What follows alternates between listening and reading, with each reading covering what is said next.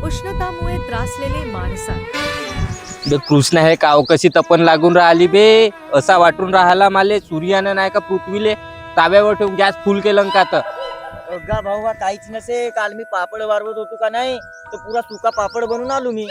2 kilo वजन घटला माझा. म्हणणंच हो बे पुरा सुका पापड बनवून गेलास तू.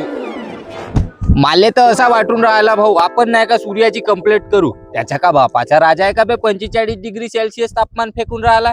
इकडे माणूस पुरा आईस्क्रीम सारखा पिघलून राहिलाय. भाऊ कंप्लेंट करून का भेटेल तुला. माझ्याकडे एक आयडिया आहे.